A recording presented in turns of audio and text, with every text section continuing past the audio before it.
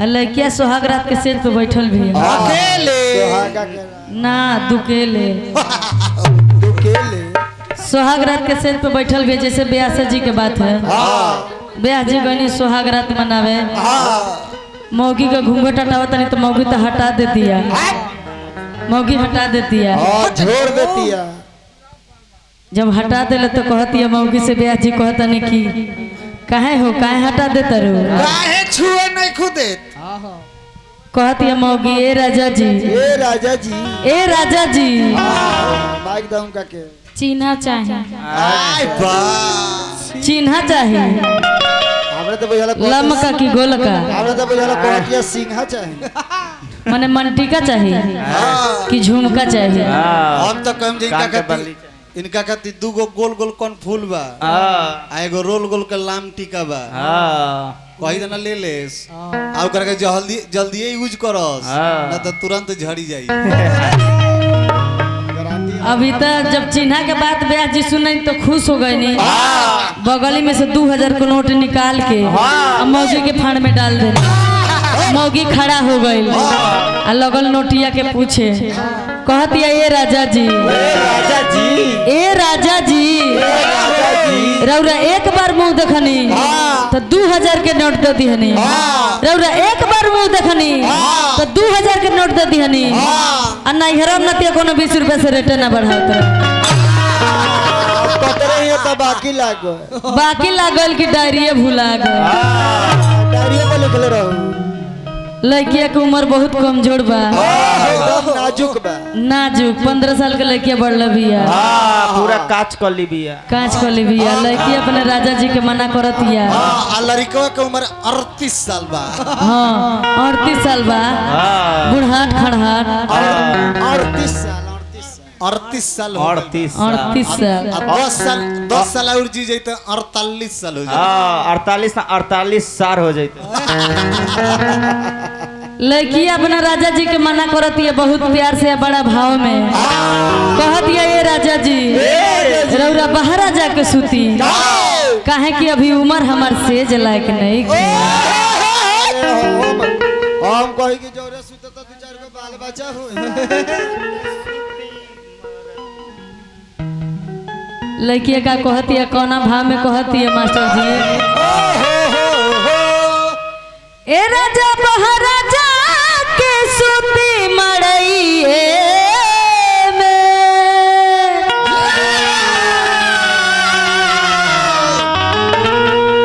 देख ली कितना खुश बने। यही जैसे बोले के बा गावे के रियाज करी आके, ठीक न। ए राजा बहरा जाके सूती मड़इए ए राजा,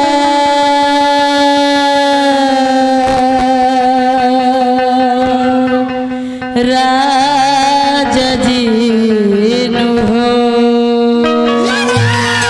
ए राजा ए राजा ए राजा लइकन होई लड़ी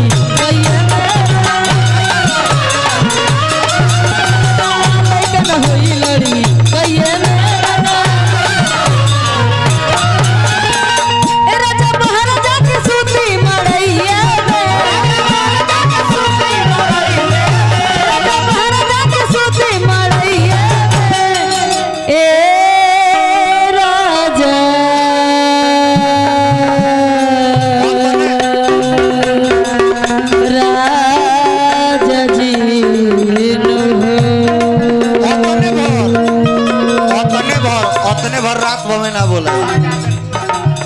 इतना भर ना बोला ब्याह जी। से 2 आदमी बोलबा करला जन्नी, तने 2 आदमी, एगो कमलेश देहाती मान ली, 2 आदमी हम कमलेश देहाती, बाकी केहू से ना बोला। बोल दे तो ब्याह जी के तो बस के बात होइल है नहीं। बोल दे नहीं तो 60 का पैसा पूरा राहु। ब्याह जी खाली गीत गावनी, इसमें का उसमें, माघ में का पूस में। हालांकि ब्याह जी पहले बोलत रहो, सब नहीं खन बोला। वो मुंह से ना बोलत। ए राजा ए राजा ए राजा लइकन होई लड़ी कहिए लइकन होई लड़ी कहिए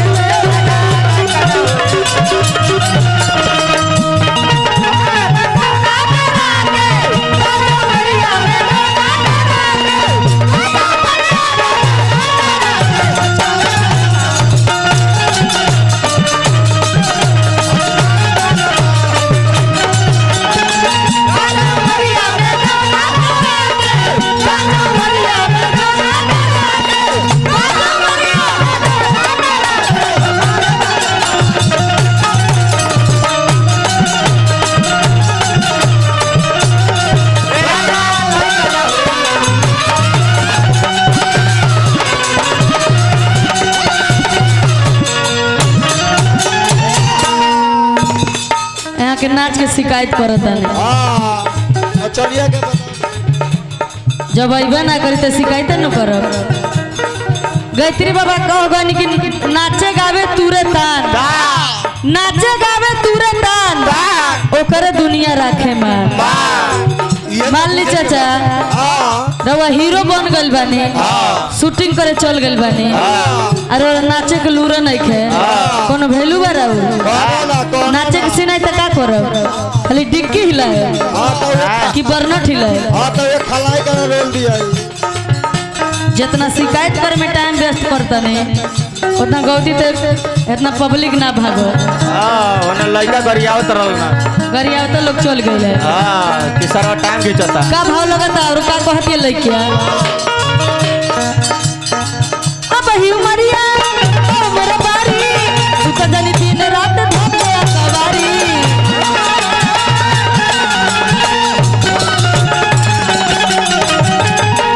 प्रीति जी आ जाई रो काहे ला बैठल बानी, अब लास्टे बा। लइकिया का कहतिया बड़ा प्यार से कहतिया अजय जी सात भैंस के थोड़ा तो हमार दिल जीत ले और तो जवाबे नहीं थे। अब जब बजाओ तो हमारी हम बजाओ दूसर में कोई में बताई। हीरा कहाँ छुपल रहनी है रोगा? कोयला में। अरे कोयला में कलकत्ता जाके कोयलरी में ये हीरा वाला कलकत्ता में। लइके का कहतिया क्या कहतिया? क्या कहतिया? अब ही मरिया ओ मोर बारी तू तो जनी दिन रात धोके सवारी।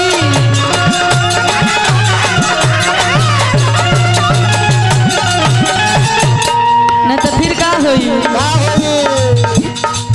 न तो टूट गवा चूड़ी कलैया में, न तो टूट गवा चूड़ी कलैया में।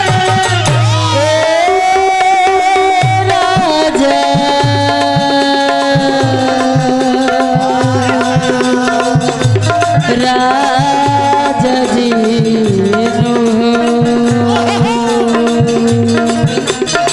ए राजा लइकन होई लड़ी भैया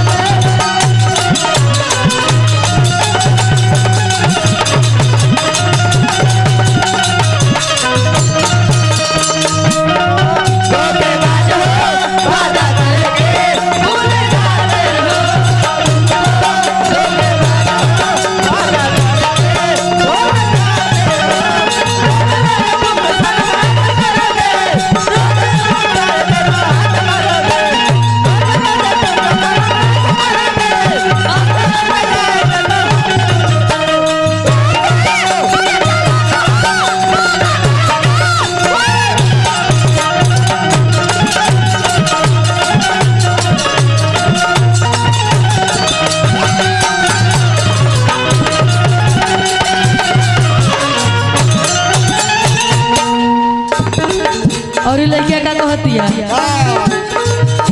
इतना दिन में धर्मेंद्र भैया आज हमारा गांव में अच्छा लगता मैंने आज। फिर क्या कहती है लड़किया कौना भाव में कहती है सोनाली जी करही में हम मन तनी पालो ये राजा अब ही दुआर तनी धलो।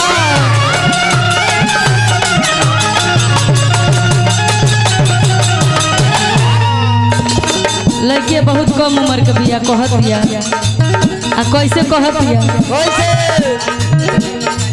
करही में हम तनी पालो ए राजा अब ही दुआर तनी धलो।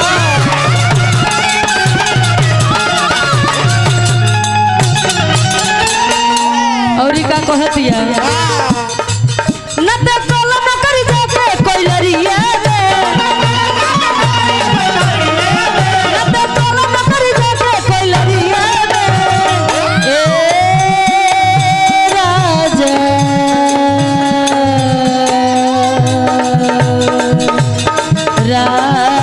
राजा जी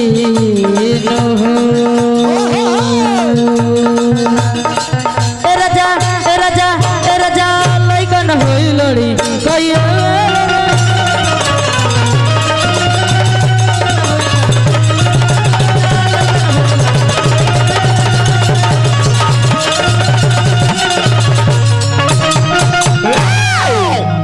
चलते जय बोल दे एक बार।